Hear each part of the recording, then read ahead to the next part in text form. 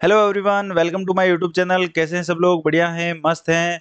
तो सबसे पहले तो आप सभी को मेरा नमस्कार। जैसा कि आप सब अपनी स्क्रीन पर देख पा रहे हैं, मुझे यह मेरी पहली क्लास है जो कि मैं ऑन कैमरा आपके सामने हूँ। पहला प्रैक्टिस सेट है। इससे पहले जितने भी हमारे प्रैक्टिस सेट आए, जितनी भी हमारी क्लासेज आई या कॉन्सेप्ट के वीडियोज आए, वो सारे के सारे ऑफ कैमरा थे और उनमें सिर्फ आपको मेरी आवाज़ सुनाई देती थी, मैं सामने दिखाई नहीं देता था। लेकिन आज के बाद जितनी भी क्लासेज आएगी वो सारी की सारी आपकी ऑन कैमरा ही आएगी, ठीक है? तो हम पढ़ रहे हैं एसएससी जीडी 2026 के लिए मैथमेटिक्स, और मैथमेटिक्स में हम कर रहे हैं प्रीवियस ईयर क्वेश्चंस की प्रैक्टिस। और प्रैक्टिस करते करते हमने 11 प्रैक्टिस सेट सॉल्व कर दिए हैं, जिसमें हमने 220 क्वेश्चन की प्रैक्टिस कर ली है। प्रीवियस ईयर के 220 क्वेश्चन हम प्रैक्टिस कर चुके हैं। उसमें हमने एसएससी सीजीएल के क्वेश्चंस प्रैक्टिस किए, सीएसएल के किए, एमटीएस के किए, जीडी के किए, सीपीओ के किए। सारे मिक्स्ड क्वेश्चन जो एसएससी के हैं वो सारे के सारे हमने लिए हैं। और जो प्रैक्टिस सेट है, चाहे पहला, दूसरा, तीसरा, जैसे जैसे प्रैक्टिस सेट का नंबर बढ़ता जाएगा उसी हिसाब से क्वेश्चंस का लेवल भी बढ़ता जाता है। और रही बात, एक बात और, कि मैं सारे के सारे प्रैक्टिस सेट है उसमें अलग अलग क्वेश्चंस लेता हूं। जैसे कि आज के प्रैक्टिस सेट में दो प्रैक्टिस सेट शुरुआत के हैं, उनमें जो क्वेश्चंस लिए वो अगले दो में नहीं होंगे। क्यों? क्योंकि हम सारे के सारे कॉन्सेप्ट आपके रिवाइज कराना चाहते हैं। जब आप सारे प्रैक्टिस सेट हमारा सोल्व कर लोगे, उस टाइम पे आपको लगेगा कि आपकी मैथ से पूरी की पूरी रिवाइज हो चुकी है। तो जब आप एसएससी जीडी 2026 का पेपर देने जाएंगे तो आप एसएससी जीडी के मैथ सेक्शन में अपना 100% स्कोर कर पाएंगे, ठीक है? आपके मैथ्स के कंसेप्ट हैं वो सारे के सारे आपके क्या हो जाएंगे? क्लियर हो जाएंगे और आपको मुंह पे याद हो जाएंगे, ठीक है? तो सभी को सारे के सारे प्रैक्टिस सेट अटेंड करने हैं। अगर नहीं किए हैं तो 11 के 11 पहले प्रैक्टिस सेट अटेंड करो, फिर 12वां प्रैक्टिस सेट आपको सॉल्व करना है, ठीक है? तो चलिए शुरुआत करते हैं आज के प्रैक्टिस सेट की। सभी अपनी कॉपी पेन लेकर बैठे हैं और जैसे ही आपकी स्क्रीन पर क्वेश्चन आए, वीडियो को पॉज करना है। पॉज करने के बाद में आपको क्वेश्चन को सॉल्व करना है। सॉल्व करने के बाद ही आगे का वीडियो देखना है, ठीक है? जब आप 20 क्वेश्चन, यानी कि टोटल जितने 20 क्वेश्चन का प्रैक्टिस सेट है, तो 20 क्वेश्चन आप कर लें। उसके बाद में आप मुझे कमेंट सेक्शन में अपना स्कोर बताएं कि आपने कितना स्कोर किया है, आपके क्वेश्चंस कितने सही हुए हैं, ठीक है? तो चलिए शुरुआत करते हैं आज के इस वीडियो की। तो सबसे पहले आपसे यही गुजारिश है कि हमारे यूट्यूब चैनल को सब्सक्राइब करें, वीडियो को लाइक करें और इस वीडियो को अपने दोस्तों तक भी जरूर शेयर करें। अगर आपको किसी भी कंसेप्ट में दिक्कत है, किसी कंसेप्ट में डाउट है, समझना चाहते हैं कोई कंसेप्ट, तो वो कमेंट्स बॉक्स में हमें बताएं। तो उस कंसेप्ट में आपके लिए वीडियो लेकर आ जाऊंगा और पूरा डिटेल में हम उसको समझेंगे, ठीक है? तो चलिए शुरुआत करते हैं। Practice set number 12। 12 नंबर का प्रैक्टिस सेट का पहला क्वेश्चन आपकी स्क्रीन पर ये रहा। यदि संख्या 4 5 6 3 ए 8 11 से विभाज्य है तो ए का मान क्या होगा? आपको संख्या दे रखी है, क्या दे रखी है? 4 5 6 3 ए और 8, ये 11 से विभाज्य। आपको 11 की डिविजिबिलिटी का रूल पता है, 11 की भाजकता का नियम पता है। 11 की डिविजिबिलिटी का रूल क्या होता है? जब आप अल्टरनेट नंबर को जोड़ो, जो अल्टरनेट डिजिट दे रखे हैं ना, अल्टरनेट मतलब एक को छोड़कर एक, यानी कि 4, ये हो गया। उसके बाद में क्या आ गया? 6, 6 के बाद में ए, ठीक है? अब इसके बाद में संख्या खत्म है।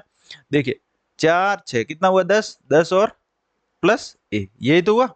उसके बाद में जो बचा क्या आपके पास में? 5, फिर क्या बचा? 3, फिर क्या बचा? 8। इनको जोड़ो, 5 3 8 और 8 16। अब इन दोनों को घटाने पर अल्टरनेट डिजिट, जो अल्टरनेट अंक होते हैं ना, एक को छोड़कर एक अंक हैं, उनको आप जोड़ो और उनको आपस में घटाने पर जब आपका रिजल्ट यहाँ तो 0 आना चाहिए, यहाँ 11, यहाँ 11 का कोई मल्टीपल आपका आना चाहिए। यहाँ तो 0 11, या 11 का कोई मल्टीपल आना चाहिए, तो वो पूरी की पूरी संख्या है वो 11 से विभाजित हो जाएगी, ठीक है? समझ आया ये? तो देखिए, जब आपको ये रिजल्ट निकालना है, या तो 0 होना चाहिए, 11 होना चाहिए, ठीक है ना? तो यहाँ 0 0 या 11 या 11 का मल्टीपल बनाने के लिए ए की जगह आपको क्या रखना है?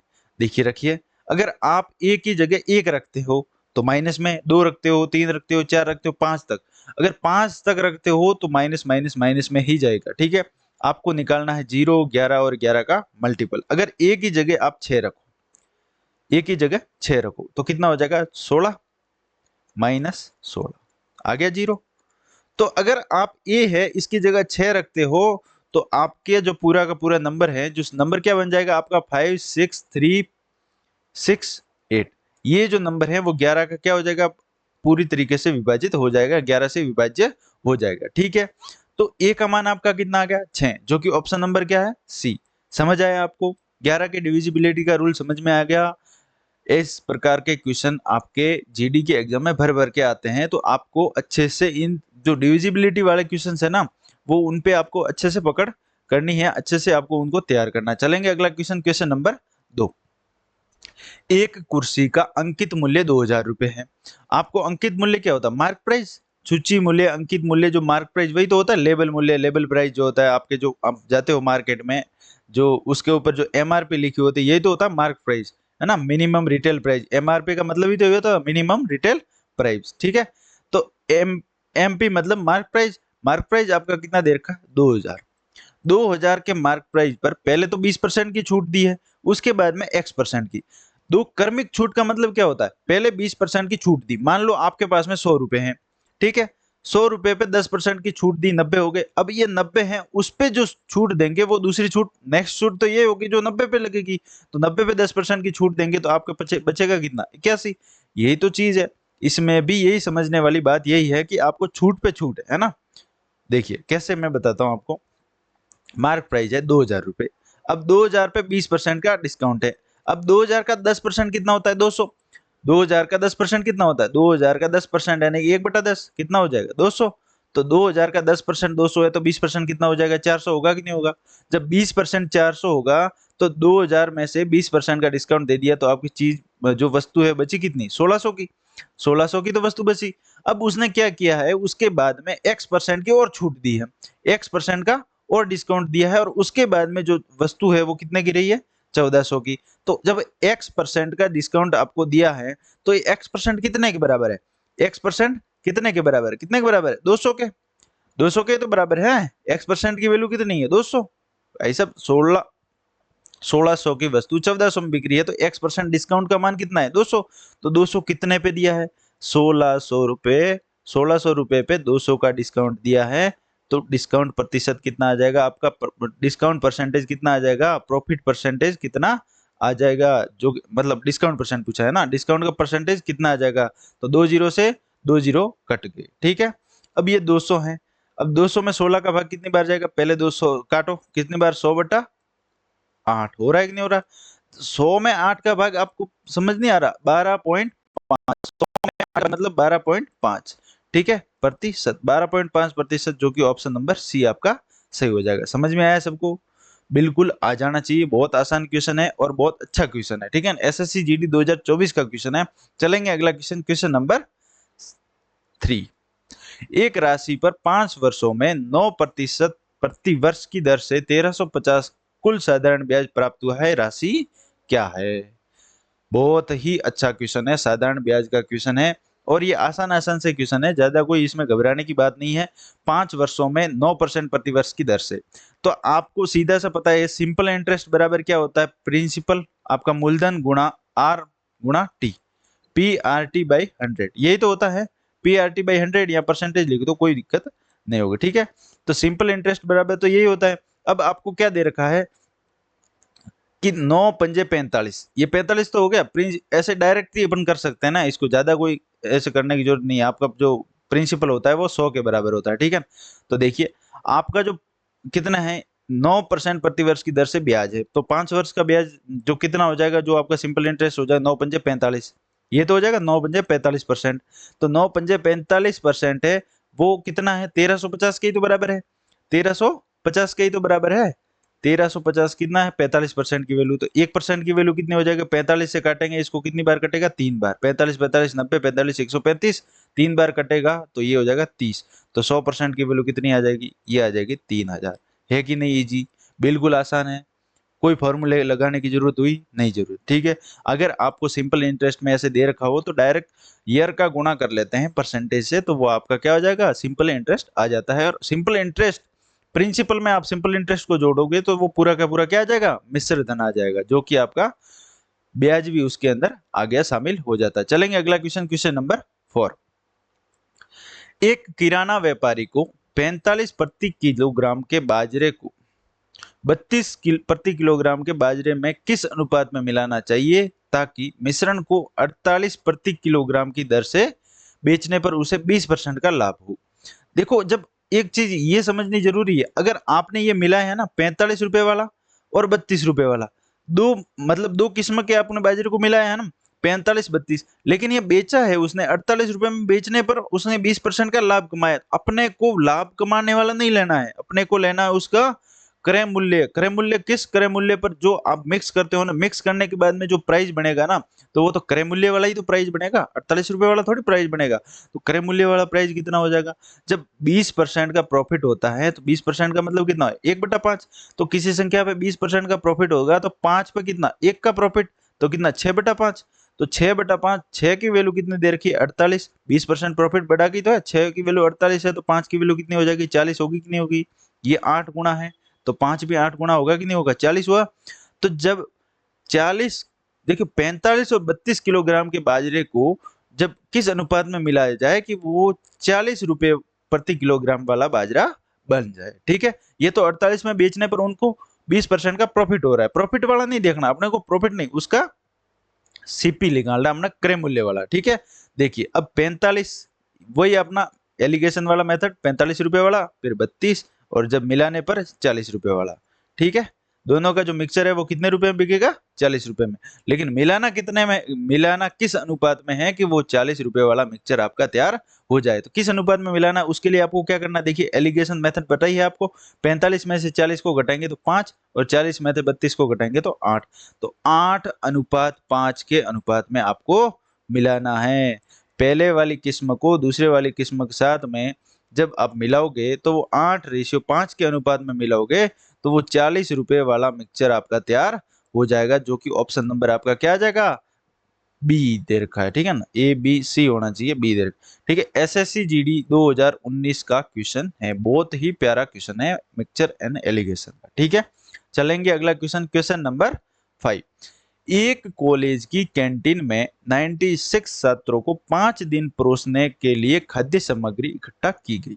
ठीक है, लेकिन नए दाखिले होने से 64 और छात्र जुड़ गए। अब खाद्य सामग्री कितने दिन तक चलेगी? ठीक है, अब देखिए इस तरीके के क्वेश्चन को करने के लिए आपको करना कुछ नहीं है, मैन पावर गुणा जो भी आपका कितने दिन चलेगा डेज का गुणा कर देना है, बराबर M1 D1, फिर कितने जुड़े हैं वो M2 के साथ हो जाएगा, फिर कितने दिन लगेंगे वो D2 आपका हो जाएगा। ठीक है, ये फॉर्मूला आप नोट कर लें। इस तरीके के क्वेश्चंस जितने भी आते हैं उनमें यही फॉर्मूला आपका लगेगा। देखिए सबसे पहले क्या था, 96 छात्र थे और 5 दिन का खाना था। ठीक है, यही तो बात है। अब M2 96 में 64 और जोड़ दिए, तो जब 96 में 64 जोड़ोगे तो 96 में 4 जोड़ो कितना होता है? 100, 100 में 60, 160। अब 160 छात्र हो गए। अब खाना कितने दिन चलेगा? तो 5 से काटो, कितनी बार कटेगा? 32 बार। 32 से काटेंगे तो कितनी बार कटेगा? 3 बार। 32 या 96, तो D2 बराबर कितना आ गया? 3 दिन। 3 दिन आपका आंसर आ गया। ठीक है, सबको समझ में आ गई बात? बिल्कुल आसान क्वेश्चन है, कोई घबराने की बात है नहीं। एसएससी जीडी 2023 का क्वेश्चन है, जो कि ऑप्शन नंबर सी आपका क्या हो जाएगा? सही हो जाएगा। चलेंगे अगला क्वेश्चन, क्वेश्चन नंबर 6। दो पाइप हैं ए और बी, 12 घंटे और 15 घंटे में एक टैंक को भरते हैं। आपके पास में एक टैंक है, उसको ए और बी है, ए 12 घंटे में भरता है, बी है वो आपका 15 घंटे में भरता है। लेकिन एक पाइप है सी, जो पूरा भरा हुआ टैंक है वो 10 घंटे में खाली कर सकता है। उसकी कैपेसिटी इतनी है सी की कि वो 10 घंटे में भरा हुआ टैंक है उसको क्या कर देता है? खाली कर देता, खाली कर देता। तो इसको माइनस में लिख देंगे। ठीक है, तो अब जो इनका जो क्या बोलते हैं, टोटल वर्क कितना आ जाएगा? टंकी की क्या बोलते हैं, टंकी का कैपेसिटी कितनी आएगी? टंकी की कैपेसिटी कितनी आएगी, कितना पानी उसमें आएगा? तो टंकी की कैपेसिटी निकालने के लिए अपने को क्या करना पड़ता है? तीनों का लेना है एलसीएम, लसअप। एलसीएम लेने के लिए 12, 15, 10 का एलसीएम आप सीधा पता है, 15 और 10 का लेना होता है 30, अब 12 भी है तो इसका एलसीएम कितना आएगा? 60 आएगा। ठीक है, एलसीएम लेने का तरीका आप सभी को पता है, ये सिखाने की जरूरत नहीं है, हम प्रैक्टिस सेट सॉल्व कर रहे हैं। ठीक है, जब 12 का 60 में भाग कितनी बार जाएगा? 5, तो ए की कार्य क्षमता कितनी आ गई? 5। उसके बाद में बी है, बी की कितना है? बी अपना काम 15 दिन में पूरा करता है, यानी कि 15 घंटे में टंकी को भरता है। जब 15 घंटे में टंकी को भरता है तो 60 यूनिट भरने में उसको कितना समय लगेगा? तो उसको लगेगा 4 यूनिट। ठीक है, उसकी कार्य क्षमता कितनी आ गई? 4 की। ठीक, अब देखिए सी है वो 10 घंटे में है, तो खाली करने की इसकी कार्य क्षमता कितनी आ गई 6, और 6 यूनिट प्रति घंटे की दर से ये खाली करेगा। ठीक है, यदि सभी 3 पाइप एक साथ खोले जाते हैं, टैंक को भरने में कितना समय लगेगा। अब तीनों पाइप एक साथ खोल दिए, तीनों पाइप एक साथ खोल दिए, ए प्लस बी प्लस सी। अब तीनों पाइपों को एक साथ खोल दिया। जब तीनों पाइपों को एक साथ खोलेंगे तो पहले घंटे में 5 4 9, ए और बी मिलकर कितना, ए 4 यूनिट भरा, बी ने 5 यूनिट भरा, लेकिन सी ने कितना खाली कर दिया, 6 यूनिट खाली कर दिया। जब सी ने 6 यूनिट खाली कर दिया तो एक घंटे में भरा कितना, भरेगा 4 और 5 कितने हो गए 9, 9 माइनस 6 यानी कितना भरेगा 3। एक घंटे में आपका 3 यूनिट भरता है, तो 60 यूनिट भरने में कितना समय लगेगा। जब एक घंटे में आप देखिए, एक घंटे में 3 यूनिट भरता है, तो 60 यूनिट भरने में कितना समय लगेगा। तो 20 को 3 से गुणा करेंगे तो 60 यूनिट होगा कि नहीं होगा। तो आपको 20 घंटे का समय लगेगा कि नहीं लगेगा। इसका 20 से गुणा करेंगे तो 20 घंटे का समय लगेगा कि नहीं लगेगा। यानी कि जब तीनों नल को आप एक साथ खोलते हो, जब इसमें 2 भरने वाले हैं, एक खाली करने वाला है, तो तीनों नल को एक साथ खोलने पर आपका जो टैंक है वो पूरी तरीके से भरने में कितना समय लगेगा, 20 घंटे का समय लगेगा, जो कि ऑप्शन नंबर सी आपका क्या है, सही उत्तर। चलेंगे अगला क्वेश्चन, क्वेश्चन नंबर 7। बहुत ही अच्छा क्वेश्चन है। 3 नोटबुक और 6 पेन का मूल्य 3000 है। देखिए 3 नोटबुक ऐसे लिख दीजिए, फिर लिखेंगे 6 पेन, यानी कि 3 नोटबुक और 6 पेन का मूल्य कितना है 3000।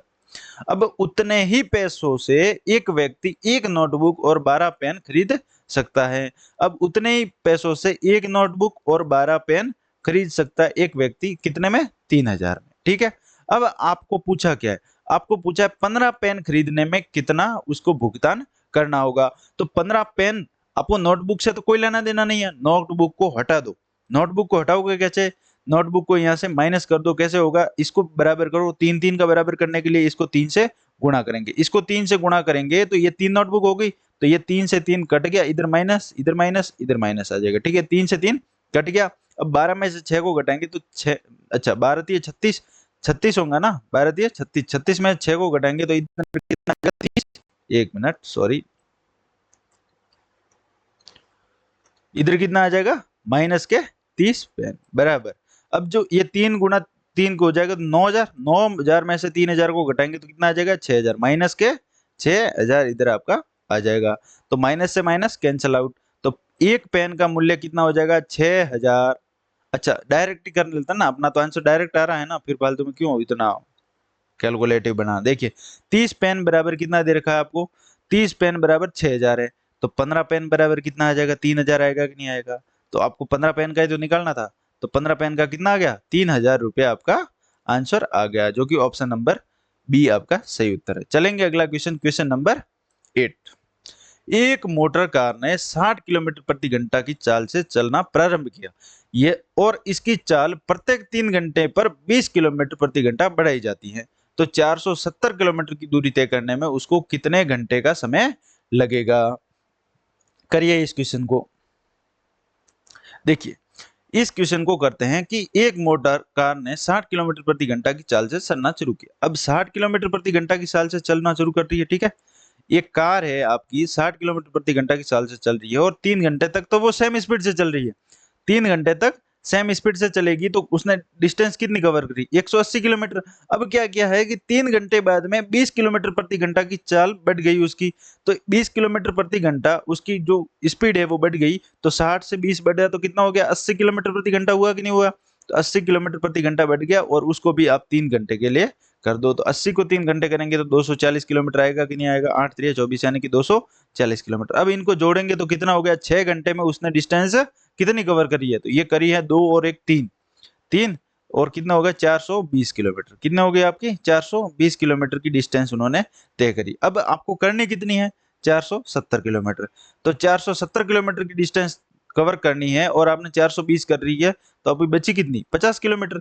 तो अब 50 किलोमीटर की डिस्टेंस, अब 3 घंटे वो हो गए, वो दूसरे वाले भी 3 घंटे हो गए, अब आपकी स्पीड बढ़ गई, कितनी होगी 100 किलोमीटर प्रति घंटा हुई कि नहीं हुई। अब 100 किलोमीटर प्रति घंटा की स्पीड से आपको 50 किलोमीटर की डिस्टेंस कवर करनी है, तो कितना टाइम लगेगा। जब 100 किलोमीटर प्रति घंटा की रफ्तार से 50 किलोमीटर की डिस्टेंस कवर करने में आपको सिर्फ आधा घंटे का समय लगेगा, 0.5 आवर का समय लगेगा। तो पहले 3 और 3 कितने हो गए 6 घंटे, 6 घंटे में आधा घंटा और जोड़ना है, यानी कि 5 घंटे का समय आपको लगेगा। समझ में आया? बिल्कुल आ जाना चाहिए। बहुत इजी क्वेश्चन है, बहुत अच्छा, जो कि आपको दिमाग लगाना उसमें और कुछ नहीं करना। ठीक है, चलेंगे अगला क्वेश्चन, क्वेश्चन नंबर 9। ए और बी की वर्तमान आयु, ए और बी की वर्तमान आयु का अनुपात 19:21 है। ए और बी, मान लो ये ए हो गया, ये बी हो गया। ठीक है,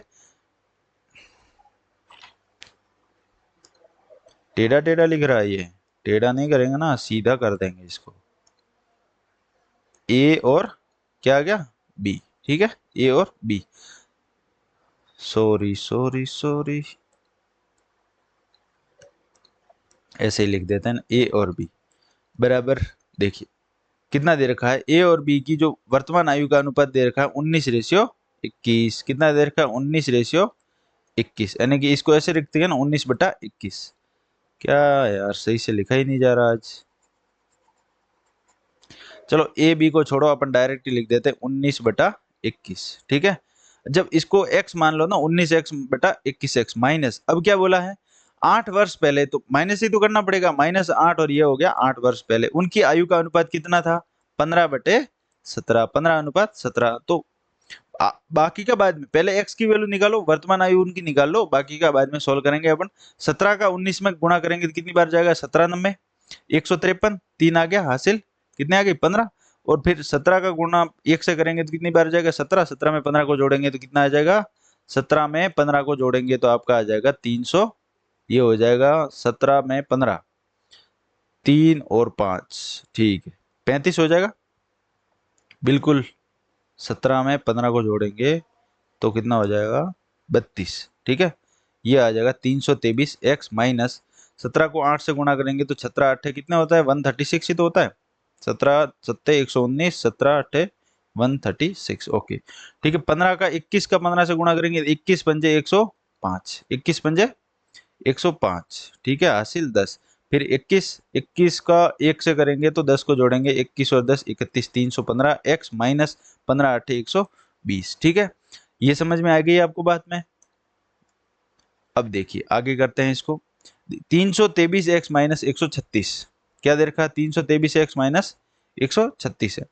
इसको कैसे करेंगे, ये देखिए 323 है, उसमें से 315 को घटाएंगे, कितना कितना आ जाएगा आपके 8x। 8x बराबर 136 में से 120 को घटाएंगे, कितना आएगा 16। x बराबर आपका कितना आ गया 2। जब x बराबर 2 आया तो उनकी वर्तमान आयु कितनी हो जाएगी, तो वर्तमान आयु कितना, उनका अनुपात कितना था, 19:21। तो 19:21 का रेशियो था, जब इसको कितने से गुणा करेंगे, 2 से गुणा करेंगे। जब 2 से गुणा करेंगे तो 19 दूनी कितना हो जाएगा 38 और 21 दूनी 42। ठीक है, ये आ गया 21 दूनी 42। अब क्या पूछा है, यदि सी की वर्तमान आयु ए की वर्तमान आयु से, ए की कितनी है 19 यूनिट और बी की कितनी है 21 यूनिट।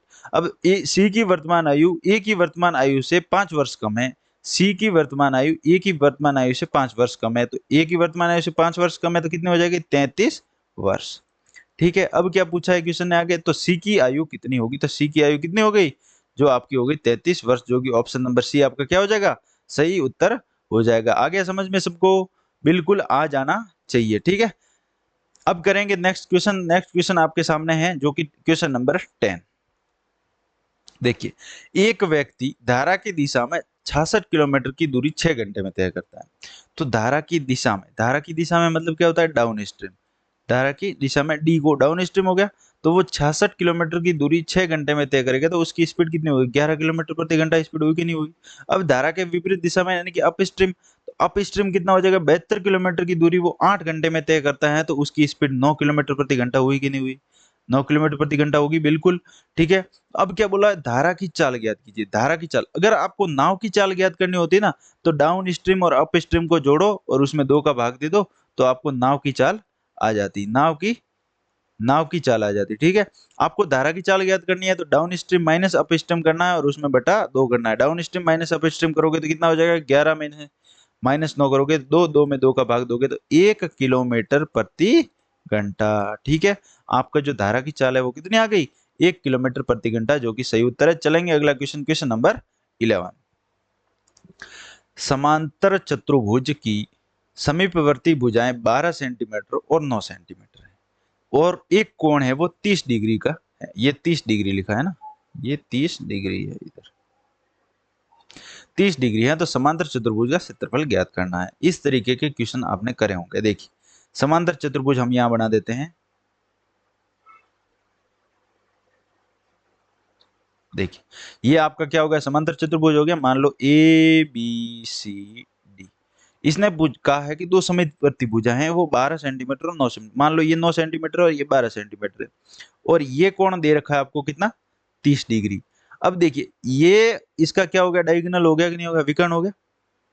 ठीक है, ये इसका डायगोनल है, विकर्ण हो गया।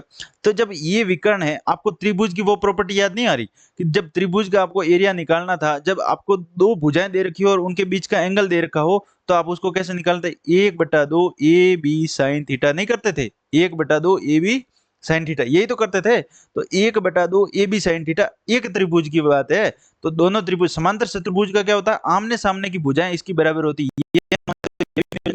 ये 9 है तो ये 9, ये 12 है तो ये भी 12 हो जाएगी इसकी। ठीक है, और ये 30 डिग्री है, तो सामने वाला कितना होगा, ये भी 30, आमने सामने के कोण इसके बराबर होते हैं। ठीक है, अब देखिए, अब इसने क्या दे रखा, 30 डिग्री। ठीक है, तो 30 डिग्री ये एक त्रिभुज का आ जाएगा। ठीक है, ये त्रिभुज बराबर हैं, तो आपको जो समांतर चतुर्भुज, ये समांतर चतुर्भुज दे रखा है ना, तो समांतर चतुर्भुज यानी क्या है, समांतर चतुर्भुज का एरिया, समांतर चतुर्भुज का एरिया आपको निकालना है। क्या निकालना है, एरिया निकालने के लिए आपके पास में फॉर्मूला क्या बन जाएगा, ये एक त्रिभुज का था, दो त्रिभुज हैं तो आधा आधा कितना हो जाएगा, एक, तो ए बी साइन थीटा, यही तो आएगा फॉर्मूला। इसमें आपको मान रखना है और आपका आंसर आ जाएगा। देखिए करते हैं कैसे करेंगे इसको। क्या फॉर्मूला था, लिखिए अपनी कॉपी में, a b sine theta. A b बराबर कितना दे रखा है, 9 गुणा 12, 12 नंबर कितना होता है, 12 नंबर 108 गुणा, अब साइन 30 डिग्री, साइन 30 डिग्री का मान कितना होता है, 1/2, काटेंगे 108 को, कितना आ जाएगा आपके सामने, ये आ जाएगा आपका 54 सेंटीमीटर स्क्वायर, 54 सेंटीमीटर स्क्वायर, जो कि आपका क्या हो जाएगा, आंसर हो जाएगा, जो कि आपका ऑप्शन नंबर दे नहीं रखा, डी, डी ऑप्शन है ना, जो आपका क्या है, 54 सेंटीमीटर स्क्वायर ही है, स्क्वायर सेंटीमीटर। तो जो डी ऑप्शन आपका क्या हो जाएगा, सही हो जाएगा। ठीक है, तो समझ में आई बात। चलेंगे अगला क्वेश्चन, क्वेश्चन नंबर 12। एक दुकानदार ने अपने स्टॉक का 1/4 हिस्सा 25% के लाभ पर बेचा और शेष स्टॉक को 19% के लाभ पर बेचा, तो उसका कुल लाभ प्रतिशत ज्ञात करना है। बहुत आसान सा क्वेश्चन है, डेविएशन से ये हो जाएगा, और वेटेड एवरेज से भी ये हो जाएगा। कैसे करेंगे, देखिए, चार, मान लो कि टोटल उसके पास में 4 हिस्से थे, मतलब 4 यूनिट आपके पास में माल वस्तु है, जो कितनी है, 4 यूनिट है। ठीक है, उसमें से एक हिस्सा, यानी 1/4, तो एक हिस्सा, 1/4 कितना होता है, 4 का 1/4 करेंगे तो एक ही आएगा ना, एक हिस्सा है वो 25% के लाभ पर। ठीक है, तो बचे कितने उसके पास में, 3, तो एक हिस्सा है वो 25% के लाभ पर, तो और 3 हिस्से को उसने शेष स्टॉक को 19% के लाभ पर बेचा, 19% के लाभ पर बेचा। तो अब पूछा है कि इसने उसका कुल लाभ कितना हुआ, तो कुल लाभ कितना हुआ, अब आप इसको डेविएशन से करो। कैसे, देखिए इधर पहले लिख दो 19%। ठीक है, तो अब आप 25 को भी तो ऐसे लिख सकते हो ना, 19 + 6% लिख सकते हो कि नहीं लिख सकते, लिख सकते हैं ना, 25 + 6%, और 19 + 6% लिख सकते हैं। तो ये ज्यादा कितना है, 6%, तो 6% ज्यादा है, तो 6 को 1 से गुणा करो, इसमें जोड़ देंगे, 6 को 1 से गुणा करेंगे तो कितना आ जाएगा, 6%, और 3 और 1 कितना होता है, 4, 6 को 1 से गुणा करो और सब में बांट दो, 3 और 1 कितना हो जाएगा, 4, यानी कि सब में बटेगा तो ये 4 हो जाएगा, 4 हो जाएगा, कितना हो जाएगा, 19% प्लस 6/4 कितना हो जाएगा, ये हो जाएगा 3/2%, यही तो है 3/2। तो जब 3/2 का मान कितना हो जाएगा, 3/2 का मान मतलब कितना, डेढ़, डेढ़ होता है ना 1.5, यानी कि 19% में जब 1.5% जोड़ेंगे तो कितना हो जाएगा, 20.5% ही तो होगा। अरे यार ये आपके पीछे चला गया वापस, दिखेगा ही नहीं आप।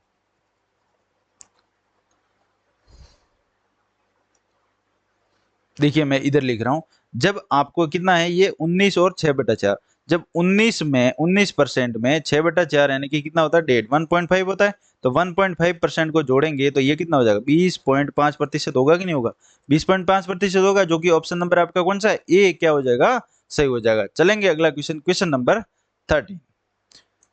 समझ में आ रहा है आप सभी को, अच्छे से समझा रहा हूं मैं, सारे के सारे कंसेप्ट भी आपके क्लियर करते हुए चलता हूं, आपको किसी भी तरीके का कंफ्यूजन नहीं रहना चाहिए। ठीक है, आपके सारे के सारे कंसेप्ट भी रिवीज हो रहे हैं, आपको फॉर्मूले भी याद हो जाएंगे, और मैथमेटिक्स के सारे जो भी जितने भी टाइप के क्वेश्चन बनते हैं वो सारे के सारे मैं आपको प्रैक्टिस करवा दूंगा। देखिए, परसेंटेज का क्वेश्चन है इलेक्शन वाला। एक चुनाव में उम्मीदवार को कुल वैध वोटों का 75% प्राप्त हुआ।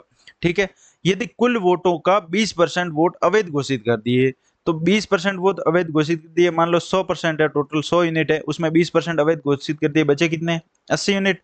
अब 80 का, ठीक है, तो 80 का 75%, इसने क्या बोला? वैध वोटों का 75%। तो इसका 75% है वो किसको मिला है? एक उम्मीदवार को मिला है। ठीक है, तो दूसरा उम्मीदवार है उसको कितना मिलेगा? 25% मिलेगा कि नहीं मिलेगा? बिल्कुल मिलेगा, 75 और 25%। तो अब क्या बोला है? कुल वोटों का 20% अवैध घोषित कर दिया और कुल वोटों की संख्या कितनी है? 56,000। अब 100% है, टोटल वोट है, उनकी संख्या कितनी है? 56,000 नहीं, 56,000 नहीं, 5,60,000 है। ठीक है, 5,60,000। तो उस उम्मीदवार के पक्ष में वैध वोटों की कुल संख्या ज्ञात कीजिए। तो यही आपको ज्ञात करनी है, 75% का मान कितना हो जाएगा। अरे यार, बिल्कुल आसान सा क्वेश्चन है, इसमें देखिए कोई ऐसी कोई बात ही नहीं है। देखिए 80% यानी 20% इसमें से पहले घटा दो। 5,60,000 है, उसका 10% कितना हो जाएगा? 10% कितना हो जाएगा? 5,60,000 है ना, तो ये पूरे 60,000 लिखो ना। 10% कितना हो जाएगा? 56,000। 10% कितना हो जाएगा? 56,000 होगा कि नहीं होगा? 56,000 प्लस 56,000 20% हो जाएगा। 56,000 प्लस 56,000 करेंगे तो कितना? 1,12,000 आएगा कि नहीं आएगा? जब 5,60,000 में से 1,12,000 को घटाएंगे तो 4,48,000 आएगा कि नहीं आएगा? तो 4,48,000 80 की वैल्यू है। 4,48,000 80 की वैल्यू है। और इसी 4,48,000 का 75% किसको प्राप्त हुआ है? पहले उम्मीदवार को प्राप्त हुआ, एक उम्मीदवार को प्राप्त हुआ है, और वही 75% आपको ज्ञात करना है, यानी कि 75/100। 2 जीरो से 2 जीरो कट गए। अब इसको ऐसे नहीं कर सकते, आप ऐसे करोगे तो आपकी कैलकुलेशन बढ़ेगी। कैसे करेंगे? देखिए, वापस मैं करता हूँ।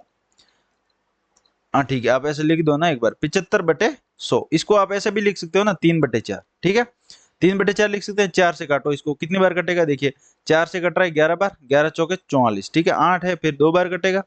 ठीक है, 0 0 0। ठीक है, 11, ये कितना आ जाएगा? 1,12,000। फिर इसको 3 से गुणा करेंगे, 1,12,000 को 3 से गुणा करेंगे तो 3,36,000 होगा कि नहीं होगा? 3,36,000 आपका जो है, जो 75% का मान आएगा कि नहीं आएगा? तो 3,36,000 है क्या ऑप्शन? ये भी नहीं, ये भी नहीं, ये भी नहीं है, तो ऑप्शन नंबर ए आपका क्या हो जाएगा? सही हो जाएगा। 3,37,000 आपका क्या हो जाएगा? सही उत्तर। चलेंगे अगला क्वेश्चन, क्वेश्चन नंबर 14। एक दुकानदार ने 600 संतरे और 400 केले खरीदे। उसने पाया कि 30% संतरे और 18% केले सड़े हुए हैं, तो अच्छे फलों का प्रतिशत ज्ञात कीजिए। अब देखिए, ये भी डेविएशन का ही क्वेश्चन है। कैसे? देखिए, 600 फल हैं, 600 संतरे हैं और 400 केले हैं। ठीक है, अब इसका 0 से 0 काट दो, कितना आ जाएगा? 6:4। 6:4 2 से कट जाएगा, तो ये 3:2 आएगा कि नहीं आएगा? अब देखिए, अब 600 संतरे में से 30% संतरे सड़े हुए हैं, मतलब सड़े हुए हैं ना, तो अच्छे कितने हो जाएंगे? 70% होंगे कि नहीं होंगे? 70% होंगे कि नहीं होंगे? 30% आपके सड़े हुए, तो 70% तो सही होंगे। इसी तरीके से 18% केले सड़े हुए हैं, तो 18% केले सड़े हुए हैं, तो 82% केले सही होंगे कि नहीं होंगे? बिल्कुल होंगे। तब आपको टोटल ओवरऑल इफेक्ट ही तो ज्ञात करना है, अच्छे फलों का प्रतिशत ज्ञात करना है ना। तो केले और संतरे दोनों ही फल हैं, तो ओवरऑल इफेक्ट ज्ञात करने के लिए आपको वही डेविएशन लगाना है। कैसे लगाएंगे डेविएशन को? पहले लिख दो 70। अब ये 82 है, इसको भी तो आप 70 प्लस 12% लिख सकते कि नहीं लिख सकते? बिल्कुल लिख सकते हैं। तो 12% ज्यादा है, कितने पे? 2 पे, 2 गुणा 12 करेंगे तो कितना आ जाएगा? 12 दूनी 24%। 24 में जब टोटल सब में बांटेंगे तो 5 का भाग देंगे, तो 70% प्लस 5 का भाग देंगे 24 में, कितनी बार जाएगा? ये जाएगा 4 बार, 5 चौके 20, और पॉइंट पॉइंट लगाएंगे कितनों? 4 जीरो, यानी कि 8 बार, 4.8%, यानी कि 70 में 4.8 को जोड़ेंगे तो कितना हो जाएगा? 74.8%, जो कि आपके क्या हो जाएंगे? अच्छे फल हो जाएंगे। अच्छे फलों का प्रतिशत कितना है? 74.8%। चलेंगे अगला क्वेश्चन, क्वेश्चन नंबर 15। बहुत ही प्यारा क्वेश्चन है, रेशियो का क्वेश्चन। देखिए, ए बी सी एक क्रिकेट के 3 बल्लेबाज हैं। क्रिकेट टीम के ए बी सी मान लो 3 बल्लेबाज हैं। उन्होंने निश्चित मैच में उनके द्वारा बनाए गए रनों का अनुपात दिया गया है, यानी कि ए और बी का अनुपात दे रखा है 6:7 और बी और सी का अनुपात बी और सी का दे रखा 5:6। तो आपको क्या करना, पहले ए बी सी का अनुपात निकाल दीजिए। कैसे निकालेंगे, या तो आप ऐसे इधर 5 है तो इधर भी 7 लिख दिए, ये 7 है पीछे तो आगे पीछे 7, इनका गुणा करो, 5 छंग 30, 7 पंजे 35, और फिर आ जाएगा 7 छंग 42। ठीक है, अब इसमें काटा पीटी कोई है कुछ नहीं है। ठीक है, 30, 35 और 42। अब इसने क्या बोला, ए बी सी ने मिलकर 856 रन बनाए, तो बी का हिस्सा कितना है, तो मिलकर बनाए हैं तो इन तीनों को जोड़ दो, 30 30 60 40 100, 60 40 100, बचा कितना, 5 और 2 7, यानी कि 107 का मान है, 107 यूनिट का मान कितना है, 856 है। तो ये 8 गुना ही तो है, 8 गुना ही तो है मेरे भाई। देखिए 100 है, 100 का 8 से गुणा करेंगे तो 800, 7 का 8 से करेंगे तो 56, तो 856। ठीक है, तो 8 गुना ही हुआ। अब आपको पूछा क्या है, बी ने कितने रन बनाए, तो बी ने 35 यूनिट रन बनाए, तो 35 यूनिट को 8 से गुणा कर देंगे तो आपका आंसर आएगा कि नहीं आएगा, बिल्कुल आ जाएगा। तो 8 पंजे 40 हासिल 0, 8 त्रिया 24, 8 पंजे 40 हासिल 4, 8 त्रिया 24, 24 में 4 को जोड़ेंगे तो 8, यानी कि 280 रन उसने बनाए। यानी कि बी ने कितने रन बनाए, 280 रन बनाए। आई बात समझ में। ठीक है, चलते हैं अगला क्वेश्चन, क्वेश्चन नंबर 16। दो संख्याओं का औसत ए बी है, यदि संख्या में से एक ए है तो दूसरी संख्या कौन सी होगी। देखिए, एक संख्या ए है तो दूसरी कौन सी होगी। दो संख्याओं का औसत आपको दे रखा है कितना, ए बी, तो दो संख्याओं का औसत है वो दे रखा है ए बी, तो दो संख्याओं का योग है वो कितना हो जाएगा, 2ab होगा कि नहीं होगा, दो संख्याओं का योग कितना हो जाएगा, 2ab होगा। यानी कि दो संख्या है जब जो उनको जोड़ेंगे तो 2ab होगा। जब एक संख्या आपके पास में ए है और दोनों का योग 2ab है, तो 2ab में से ए को घटा देंगे तो पहली संख्या आएगी कि नहीं आएगी, आ जाएगी ना। मतलब पहली संख्या आपकी ए है और दोनों का योग कितना, 2ab, जब उसमें से ए को घटाएंगे तो आपकी दूसरी संख्या आ जाएगी।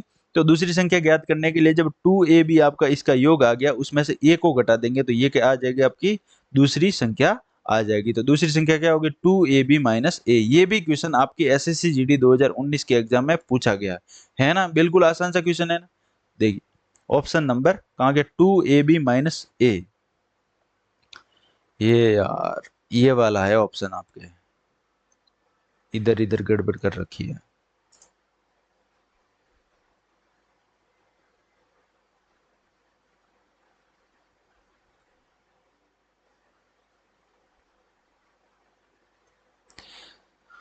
ठीक है, तो आपका ऑप्शन है जो कौन सा सही हो जाएगा, ये वाला नहीं है, ये बी ऑप्शन आपका सही हो जाएगा, 2ab माइनस ए। ठीक है, जो आपकी दूसरी संख्या क्या आ जाएगी, 2ab माइनस ए, बिल्कुल एकदम बिना पेन और पेपर वाला क्वेश्चन है ये।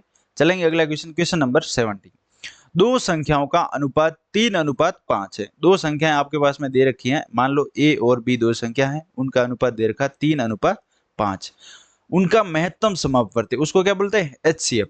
जब एचसीएफ उनका 6 है तो लघुत्तम समापवर्ती क्या हो जाएगा, एचसीएफ मतलब क्या होता है, एचसीएफ होता है कि हाईएस्ट कॉमन फैक्टर।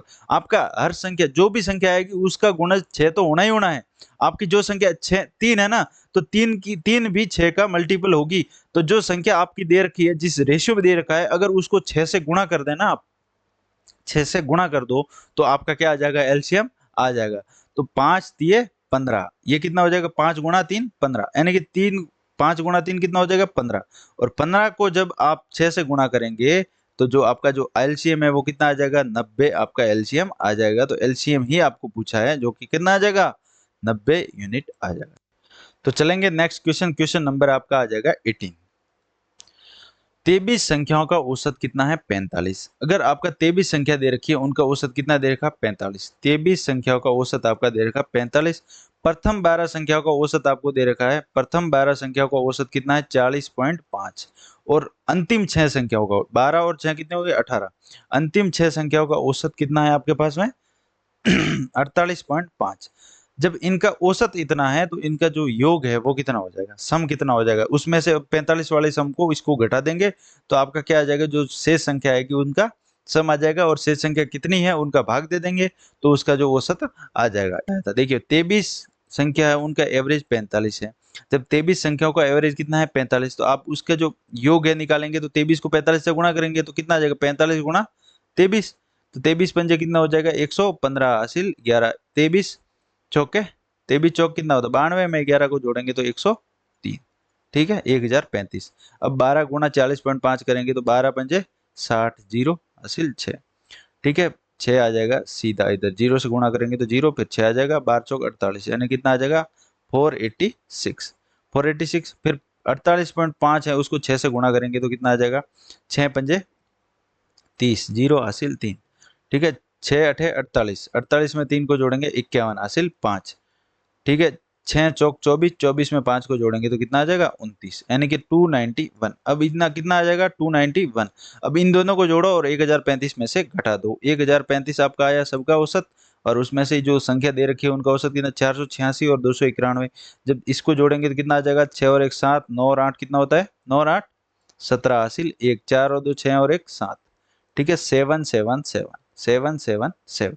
जब 777 है तो 1000 में से 777 को घटाएंगे, 1000 में से 777 को घटाते हैं तो कितना आ जाए 223।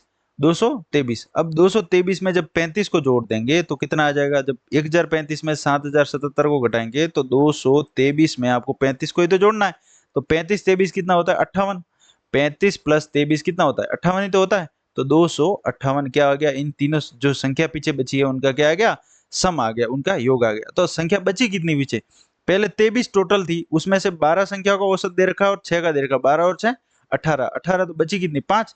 तो 258 में 5 का भाग देंगे तो जो 5 संख्या बची है उनका एवरेज आ जाएगा कि नहीं आ जाएगा। तो 258 5 का भाग कितनी बार जाएगा 25 में 5 का 5 बार, बचेगा कितना 0 8, 8 में 5 का कितनी बार जाएगा 1 बार, तो 51 पॉइंट। अब एक बार जाएगा बचेगा कितना 3, 3 के पीछे 0 लगाएंगे, 30 में 5 का भाग जाएगा 6 बार, तो 51.6 एवरेज आएगा कि नहीं आएगा। तो 51.6 आपका ऑप्शन नंबर डी होगा सही उत्तर, बिल्कुल सी आपका डी उत्तर है वो। Question question number 19। अब देखिए किसी भिन्न दे रखी है ना, आपको भिन्न का एलसीएम निकालना है, एचसीएफ निकालना है, तो कैसे निकालते हैं देखिए। जब कोई भिन्न दे रखी है उसका एचसीएफ निकालना है तो उसके अंश में, अंश का तो एचसीएफ निकालिए और हर का एलसीएम निकालिए। इसी तरीके से एलसीएम निकालना भिन्न का, तो अंश का एलसीएम हर का एचसीएफ, इसी तरीके से आपको करना है। देखिए 3 7 और 9 क्या है इसके, 3/4 और 7/8 और 9/20, यही तो है भिन्न आपकी। अब देखिए 3 7 9 का क्या करना है एचसीएफ लेना है। एचसीएफ मतलब हाईएस्ट कॉमन फैक्टर। अब एक के अलावा इसका कोई कॉमन ऐसा फैक्टर है जो कि तीनों में से, मतलब तीनों में उसका भाग चला जाए, ऐसा है एक के अलावा कोई नहीं है, तो एक क्या हो जाएगा इसका एचसीएफ। अब 4 8 और 20 का एलसीएम, और 4 8 20 का तो इजी सा एलसीएम आता है 40, 40 एलसीएम इसका आ जाता है, तो 1/40 क्या हो जाएगा, इस जो भिन्न दे रखी है इनका क्या हो जाएगा एचसीएफ आपका हो जाएगा। ठीक है, चलते हैं अगला क्वेश्चन, क्वेश्चन नंबर 20। एक लंबवर्तीय शंकु के आधार पर व्यास, एक लंबवर्तीय शंकु, आप शंकु को बना दीजिए पहले, तो सबसे पहले शंकु के आधार का व्यास दे रखा है, ये आधार हो गया, सही से नहीं बना रहे यार,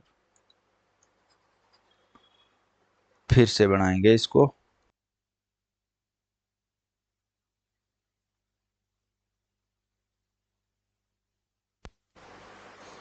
देखिए ये आपका हो गया शंकु, ये शंकु का आधार और ये आधार का त्रिज्या, वही दिक्कत आ रही है वापस फिर से।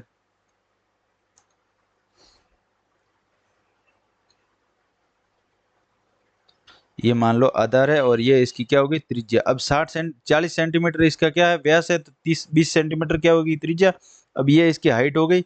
अब ये हाइट है, ये हाइट कितनी है इसकी 15 सेंटीमीटर दे रखी है ना, 15 सेंटीमीटर ऊंचाई है और 20 सेंटीमीटर इसकी त्रिज्या है, तो स्लैंट हाइट कितनी हो जाएगी 15 20 25, ये ट्रिपलेट होता है। यही समकोण त्रिभुज की, तो ये ट्रिपलेट हो गया ना 15 20 25, तो 15 20 25 ये इसका ट्रिपलेट हो गया। तो वक्र पृष्ठ का क्षेत्रफल आपको ज्ञात करना है, उसका फॉर्मूला क्या होता है शंकु के वक्र पाई आर एल। तो आपको पाई का मान कितना दे रखा है, पाई का पाई ही रखना है, आर का मान कितना है आपके पास में 20, और जो एल है जो स्लैंट हाइट है एल कितना आ गया 25, तो 25 गुणा 20 कितना हो जाएगा 500 पाई, यानी कि वक्र पृष्ठ का क्षेत्रफल शंकु का कितना आ जाएगा 500 पाई। तो ये क्वेश्चन था आपके इस प्रैक्टिस सेट का आखिरी क्वेश्चन, और इसके बाद में और अगला प्रैक्टिस सेट हम लेकर आएंगे 13 नंबर का। जब तक के लिए आप अच्छे से पढ़ाई करें और मेहनत करें, आपका एग्जाम इसी महीने या अगले महीने आपके एग्जाम की डेट आ जाएगी। मतलब आपके एग्जाम की डेट तो अप्रैल के, मतलब अप्रैल चल रहा है ना, अप्रैल के पहले वीक के अंत में या फिर दूसरे वीक के अंत में आपकी जो एग्जाम डेट है वो जीडी की वो आ जाएगी। तो आप अच्छे से कंटिन्यू तैयारी करें, आपका एग्जाम पोस्टपोन हुआ है, आपकी तैयारी पोस्टपोन